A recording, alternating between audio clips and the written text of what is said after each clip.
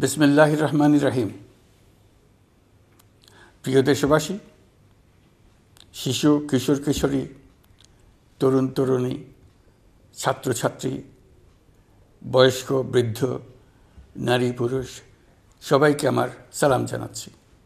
আসসালামু আলাইকুম। আজ জাতির এক বিশেষ দিন, বিজয় দিবস। বাঙালি জাতির বুক ফুলিয়ে দাঁড়াবার দিন। পাকিস্তানি হানাদার বাহিনীর অনেক অস্ত্রকে অগ্রাহ্য করে খালি হাতে রুখে দাঁড়িয়ে সম্মুখ সমরে লড়াই করে নিজেদের জন্য একটি স্বতন্ত্র রাষ্ট্র প্রতিষ্ঠার উৎসবের দিন। এই দিনে স্মরণ করি লক্ষ লক্ষ শহীদদেরকে, অগণিত শিশু কিশোর, তরুণ তরুণী, যুবক যুবতী, বৃদ্ধ জনতার আত্মত্যাগকে, যার ফলে স্বাধীনতা অর্জন সম্ভব হয়েছিল। কিন্তু আমরা সেই অর্জনকে আমাদের দোষে সম্পূর্ণতা দিতে পারিনি। সর্বশেষ এবং প্রচণ্ডতম আঘাত হানল এক স্বৈরাচারী সরকার। সে প্রতিজ্ঞা করেই বসছিল, এদেশের মঙ্গল হতে পারে এমন কিছুই সে অবশিষ্ট থাকতে দেবে না। এবছরের বিজয় দিবস বিশেষ কারণে মহা আনন্দের দিন। মাত্র 4 মাস আগে একটি অসম্ভব সম্ভব হয়ে গেল। দেশের সবাই মিলে একজোটে হুঙ্কার দিয়ে উঠল। পৃথিবীর ঘৃণ্যতম স্বৈরাচারী শাসককে পালিয়ে যেতে বাধ্য করে আমাদের প্রিয় দেশকে মুক্ত করেছে ছাত্র জনতার সম্মিলিত অভ্যুত্থান। যে হাজার হাজার শহীদ এবং আহতদের আত্মত্যাগ এবং ছাত্র জনতার অটুট ঐক্যের মাধ্যমে এই গণ অভ্যুত্থান সম্ভব হলো, তাদের সবাইকে স্মরণ করি এবং আজ এবারের মহাবিজয়ের দিনে সমগ্র জাতির পক্ষ থেকে তাদের প্রতি সশ্রদ্ধ সালাম জানাই। নাগরিক অধিকার ও মর্যাদা নিশ্চিতের জন্য, গণতন্ত্রের জন্য একটি বৈষম্যহীন দেশ গড়ার তাগিদে ছাত্র জনতা স্বৈরাচারীর রক্তচক্ষুকে উপেক্ষা করে রক্ত দিয়ে 4 মাস আগে নতুন বাংলাদেশ গড়ার জন্য যে ঐক্য গড়ে তুলেছিল, সে ঐক্য এখনও পাথরের মতো মজবুত আছে। মাত্র কয়েকদিন আগে জাতি আবার গর্জে উঠে সমগ্র পৃথিবীকে সে কথা জানিয়ে দিয়েছে। যখন পরাজিত শক্তি নড়ে চড়ে ওঠার চেষ্টা করছিল, সকল রাজনৈতিক দলের এবং সকল ধর্মের শীর্ষ ব্যক্তিদের এবং ছাত্রদের সমাবেশের মাধ্যমে এক কণ্ঠে সজোরে ঘোষণা দিয়েছিল, আমরা যে নিরেট ঐক্যের মাধ্যমে অভ্যুত্থান করেছি সে ঐক্য আরও জোরদার হয়েছে।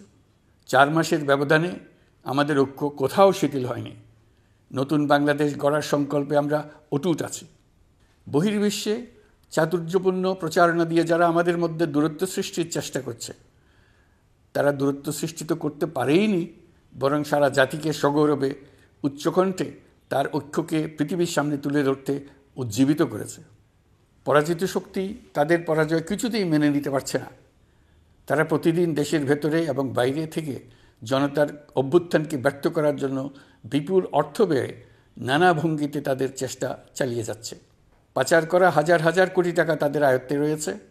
তাদের সুবিধাভোগীরা সর্বত্র ছড়িয়ে আছে। আমাদের ঐক্য অটুট থাকলে তারা আমাদেরকে আমাদের লক্ষ্য অর্জন থেকে ব্যর্থ করতে পারবে না। সজাগ থাকুন, নিজের লক্ষ্যকে জাতির লক্ষ্যের সঙ্গে একীভূত করুন।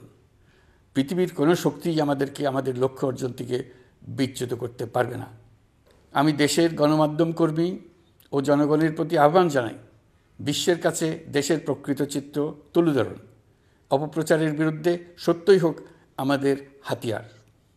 জাতির এই নিরেট ঐক্য এই বছরের বিজয় দিবসকে স্মরণীয় করে রাখবে, ইতিহাসের অনন্য স্থানে প্রতিষ্ঠিত করে রাখবে।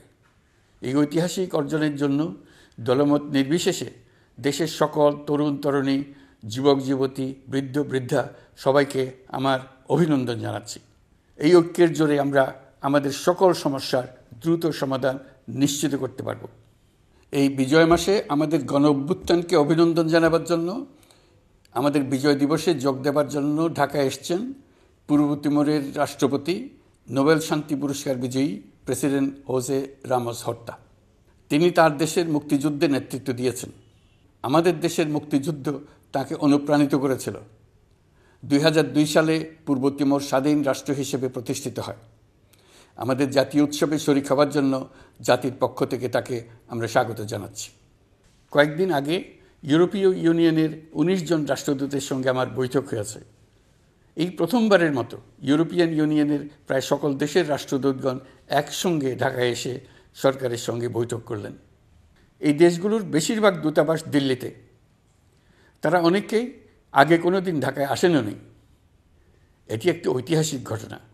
একত্রে ঢাকায় আসলেন শুধু এই বার্তা দেওয়ার জন্য যে ইউরোপীয় ইউনিয়ন বাংলাদেশকে সর্বোচ্চ সমর্থন ও সহযোগিতা দেওয়ার জন্য প্রস্তুত। অন্তর্বর্তীকালীন সরকারের সংস্কার উদ্যোগ এবং গণতান্ত্রিক পদ্ধতিতে নির্বাচনের প্রক্রিয়ার কথা আমি তাদেরকে জানিয়েছি।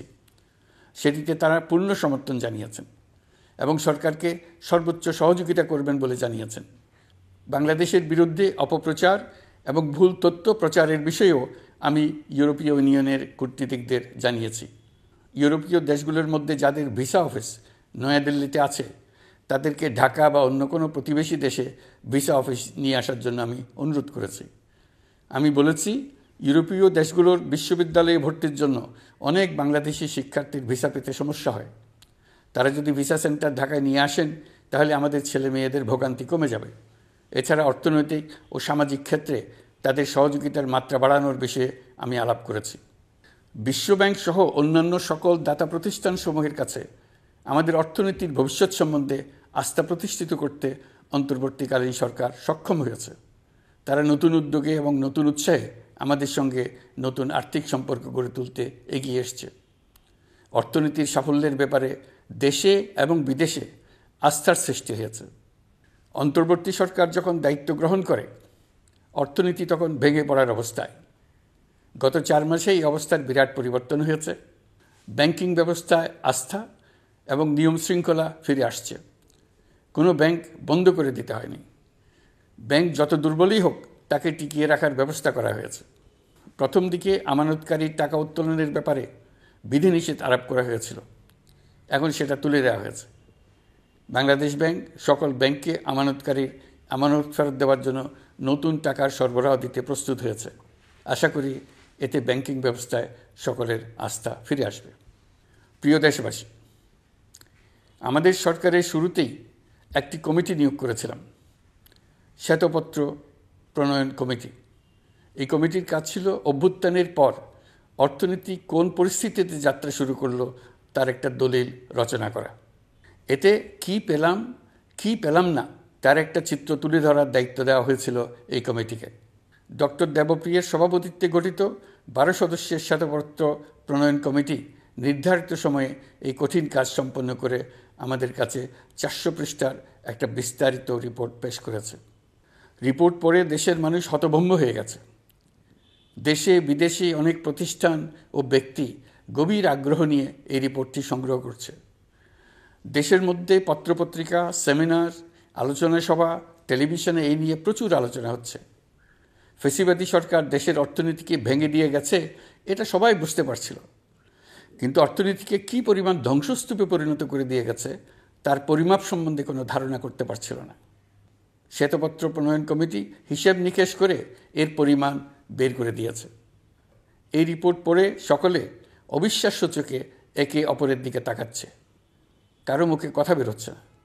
দিন দুপুরে সকলের সামনে থেকে হাজার হাজার কোটি টাকা ব্যাংক থেকে পাচার করে নিয়ে গেছে। কেউ বলার ছিল না, কেউ দেখার ছিল না। যারা নিয়ে গেছে তাদেরকে কেউ বাধা দেয়নি, বরং সর্বস্তরে সবাই আগ্রহ সহকারে তাদের সঙ্গে সহযোগিতা করেছে। কারণ তারা সব আপন লোক। বিশাল বিশাল প্রকল্প নেওয়া হয়েছে ঋণের টাকায়। এসব প্রকল্পের মোড়কে বিশাল বিশাল অর্থ লুটপাট করেছে। প্রকৃত ব্যয়ের চাইতে কত বেশি ব্যয় ধরে কাদের হাতে টাকাটা পাচার করে দেওয়া হয়েছে তাও এই প্রতিবেদনে তুলে ধরা হয়েছে। শ্বেতপত্র প্রণয়ন কমিটি তাদের প্রতিবেদনে তুলে ধরেছে যে বার্ষিক উন্নয়ন ব্যয়ের প্রায় অর্ধেক টাকায় লুটপাট হয়েছে। দেশে এমন ধরনের পোষ্যতোষী পুঁজিবাদ তৈরি করা হয়েছিল যার সুবিধাভোগী ছিল স্বৈরাচার ও তার সহযোগীরা।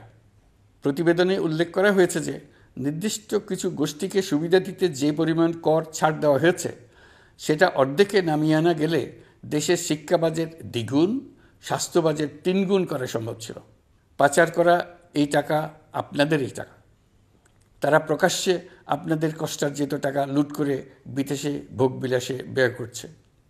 সম্প্রতি গার্ডিয়ান পত্রিকাতেও পাচার করা টাকায় গড়ে তোলা সম্পদের পাহাড় নিয়ে একটা সচিত্র প্রতিবেদন প্রকাশিত হয়েছে। পাচার করা এই সীমাহীন অর্থ এখন আবার দেশে গোলযোগ সৃষ্টি করে তারা এদেশে ফিরে আসার সুযোগ সৃষ্টির কাজে ব্যয় করছে। আপনারা দেখতেই পাচ্ছেন এই টাকা কীভাবে দেশের সংহতির বিরুদ্ধে সকল প্রকার অপপ্রচারের কাজে লাগানো হচ্ছে।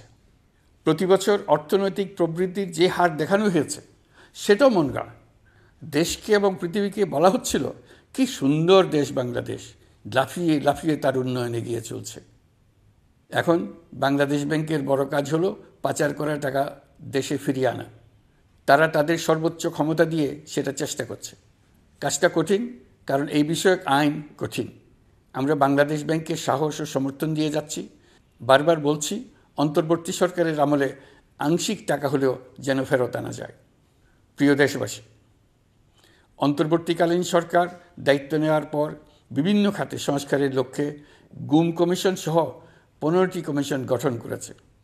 এসব কমিশন পূর্ণ উদ্যমে তাদের কাজ করে যাচ্ছে। গুম কমিশন গত পরশু তাদের প্রতিবেদনের প্রথম খণ্ড আনুষ্ঠানিকভাবে পেশ করে গেছেন। গুমের শিকার বহু পরিবারের নিরাপত্তার স্বার্থে এটা এখন প্রকাশ করা যাচ্ছে না। এই প্রতিবেদন পড়ার আগেই আপনাদেরকে সাবধান করে রাখি, এটা একটা লোমহর্ষক প্রতিবেদন। মানুষ মানুষের প্রতি কী পরিমাণ নৃশংস হতে পারে এতে আছে তার বিবরণ। অবিশ্বাস্য বর্ণনা।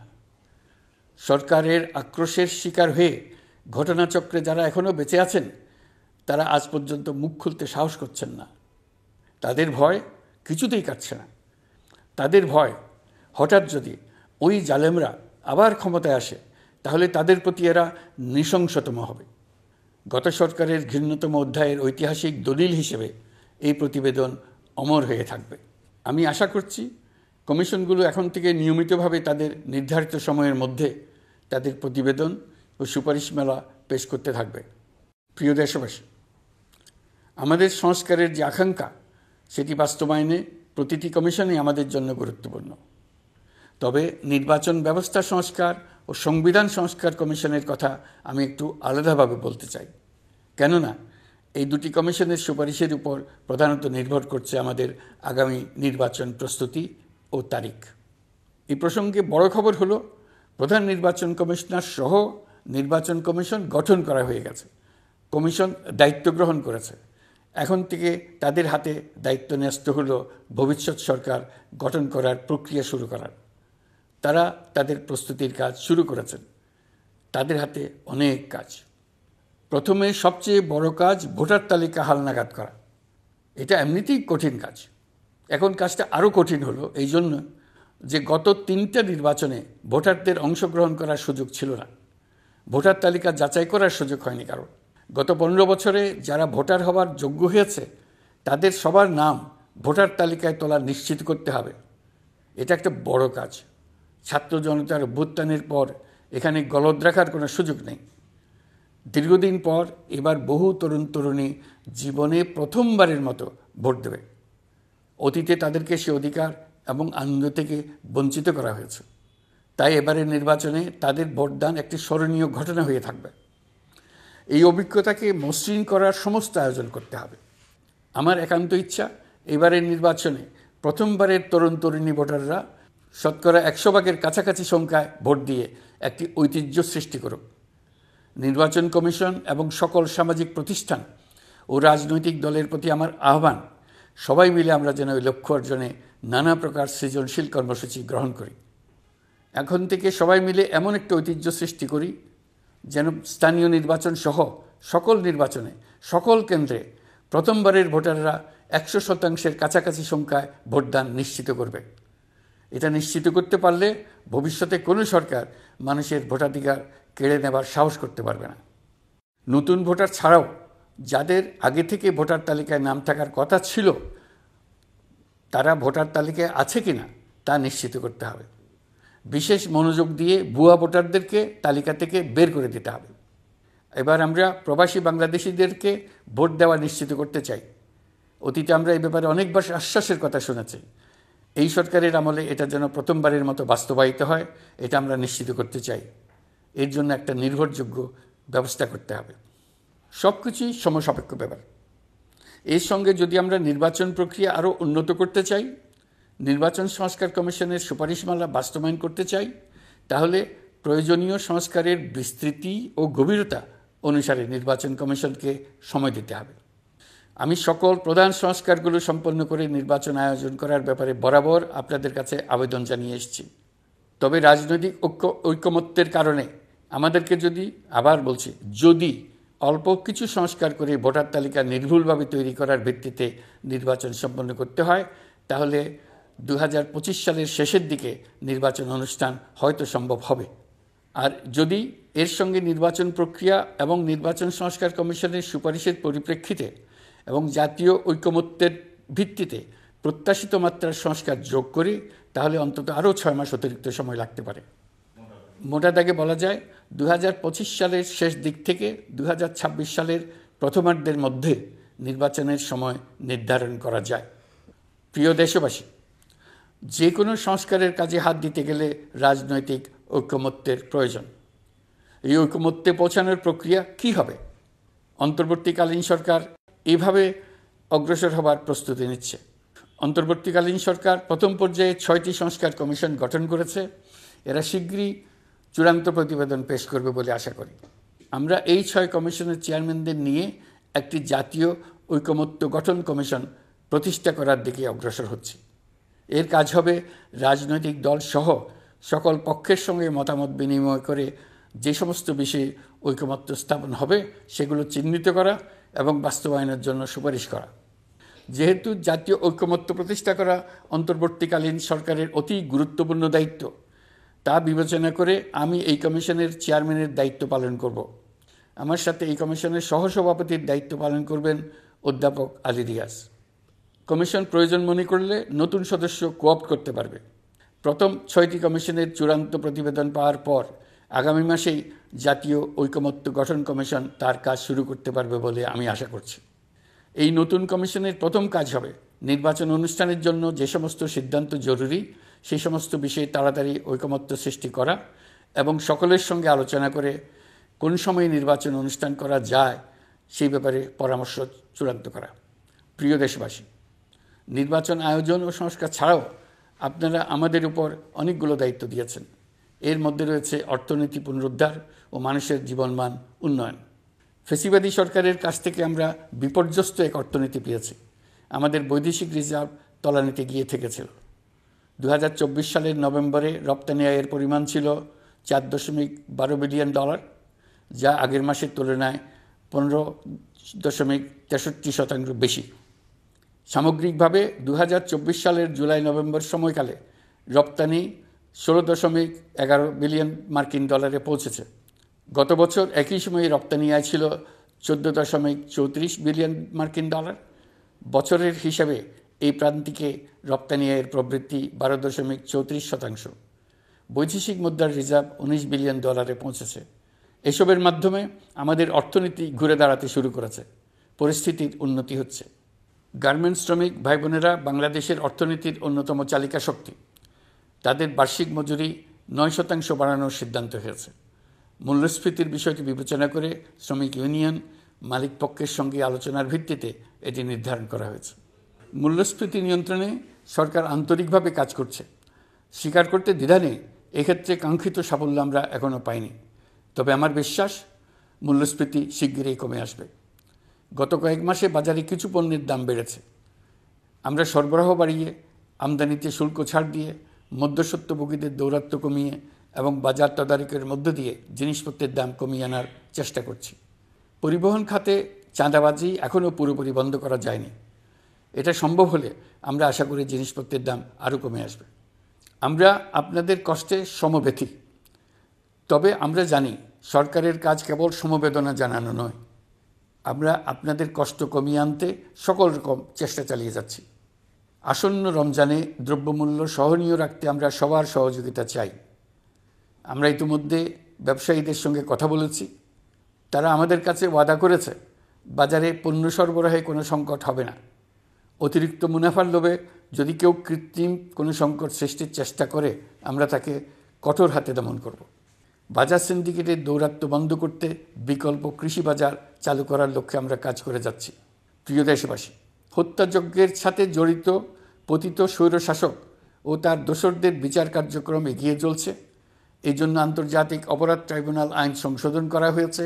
বিচার প্রক্রিয়ার স্বচ্ছতা নিশ্চিত করার জন্য আসামিদের বিদেশি আইনজীবী নিয়োগের সুযোগ দেওয়া হয়েছে। আত্মপক্ষ সমর্থনের সব ধরনের সুযোগ তারা পাবেন। বিচার প্রক্রিয়া সাংবাদিক, মানবাধিকার কর্মী ও অন্যান্য পর্যবেক্ষকদের জন্য উন্মুক্ত রাখা হয়েছে। বিচারের যে কোনো অংশ চাইলে যে কেউ রেকর্ড করার সুযোগ পাবেন। আইসিসি প্রসিকিউটর করিম খান সম্প্রতি আমার সাথে দেখা করেছেন। তিনি আইসিটি প্রসিকিউটর এবং অন্যান্য কর্মীদের প্রশিক্ষণ দিতে সম্মত হয়েছেন এবং আইসিটিকে আন্তর্জাতিক মানে উন্নীত করার সহায়তা দিতে প্রতিশ্রুতি দিয়েছেন। আলাদাভাবে আমরা গণহত্যাকারীদের বিরুদ্ধে আন্তর্জাতিক অপরাধ আদালতে মানবতা বিরোধী অপরাধের মামলা করব বলে তাকে জানিয়েছি। প্রিয় দেশবাসী, জুলাই বিপ্লবে বাংলাদেশের ছাত্র শ্রমিক জনতা মিলে যে অসাধ্য সাধন করেছে তার অন্যতম শক্তিশালী ভূমিকায় ছিল এদেশের নারীরা। ফেসিবাদী শক্তির প্রাণঘাতী অস্ত্রের সামনে হিমালয়ের মতো দাঁড়িয়েছিল আমাদের মেয়েরা। স্কুল, কলেজ, বিশ্ববিদ্যালয়ের ছাত্রী, শিক্ষক, অভিভাবক, চাকরিজীবী, শ্রমজীবী, সকল পেশার, সকল বয়সের নারীরা এই আন্দোলনে বিরাট ভূমিকা রেখেছে। এই বছর বেগম রোকেয়া দিবসে দেশজুড়ে আন্দোলনে নারীদের আত্মত্যাগ ও ভূমিকার বিষয়ে বড় আকারে আলোচনা হয়েছে। ওই দিন জুলাই কন্যারাও ঘোষণা দিয়েছে তারা তাদের কথা কাউকে ভুলে যেতে দেবে না। অন্তর্বর্তীকালীন সরকার নারী অধিকার রক্ষায় নারী বিষয়ক সংস্কার কমিশন করেছে। শিগগিরই তারা তাদের রিপোর্ট দেবে। জুলাই কন্যারা ঘোষণা দিয়েছে প্রতি বছর 10 ডিসেম্বর তারিখে নির্ধারিত সময়ে সারা দেশে সকল পরিবারের নারী, শিশু, কিশোরী, তরুণী, মহিলা, বৃদ্ধা একসঙ্গে নিজ নিজ নির্ধারিত স্থানে, সেটা উঠান হোক, বাড়ির সামনে রাস্তায় হোক, সমাবেশ করে দেশের অর্ধেকাংশ মানুষের অস্তিত্বের কথা সারা জাতিকে স্মরণ করিয়ে দেবে, তাদের আশা আকাঙ্ক্ষার কথা জানিয়ে দেবে। যেই তরুণীরা জুলাই আন্দোলনে সামনের সারিতে থাকলো তারা নতুন বাংলাদেশ গড়ার প্রত্যয় থেকে আর কোনো দিন সরে যাবে না। তারা শুধু নতুন বাংলাদেশ নয়, নতুন এক পৃথিবী গড়ে তোলার মহাকর্মযজ্ঞে বাংলাদেশের সকল বয়সের নারীদের সঙ্গে নিয়ে নেতৃত্ব দেবে। সবশেষে এই বিজয়ের মাসে আমি বাংলাদেশের দল, মত, জাতি, ধর্ম, বর্ণ, বয়স নির্বিশেষে সবাইকে ঐক্যবদ্ধ থাকার আহ্বান জানাচ্ছি।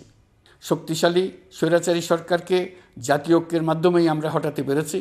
তারা এখনও সর্বশক্তি দিয়ে জাতিকে বিভক্ত করার চেষ্টা চালিয়ে যাচ্ছে।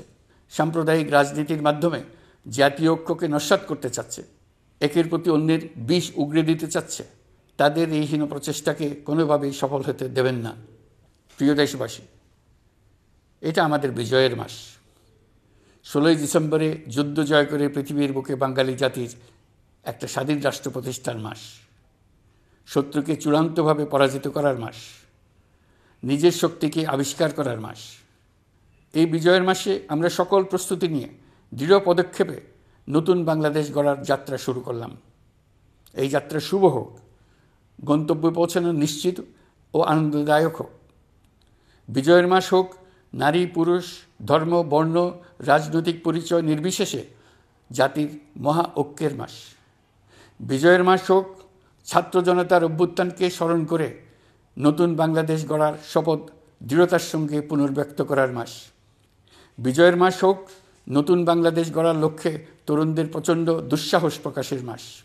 বিজয়ের মাস হোক নাগরিকদের পরস্পরের মধ্যকার সম্পর্ক স্থায়ীভাবে ভয়বিহীন থাকবে এমন এক সমাজ গড়ার মাস। সংখ্যালঘুদেরকে সংখ্যাগরিষ্ঠদের ভয়ে ভীত হতে হবে না, নারীকে পুরুষের ভয়ে ভীত হতে হবে না, বিত্তহীনকে বিত্তবানদের ভয়ে ভীত হতে হবে না, নিজের মত প্রকাশে কারো ভয়ে ভীত হতে হবে না। বিজয়ের মাস হোক অসম্ভবকে সম্ভব করার প্রতিজ্ঞা নেবার মাস। প্রিয় দেশবাসী, শিশু, কিশোর কিশোরী, তরুণ তরুণী, ছাত্রছাত্রী, বয়স্ক, বৃদ্ধ, পুরুষ, নারী, আসুন আমরা প্রাণ ভরে বিজয়ের মাস উদযাপন করি। সকলকে বিজয়ের মাসের শুভেচ্ছা জানাচ্ছি। এই বিজয়ের মাস জাতির জন্য এক নতুন দিগন্তের সৃষ্টি করুক। আপনাদের সবাইকে আবার আমার সালাম জানাচ্ছি। আসসালামু আলাইকুম। মহান আল্লাহ আমাদের সহায় হন। আল্লাহ হাফেজ।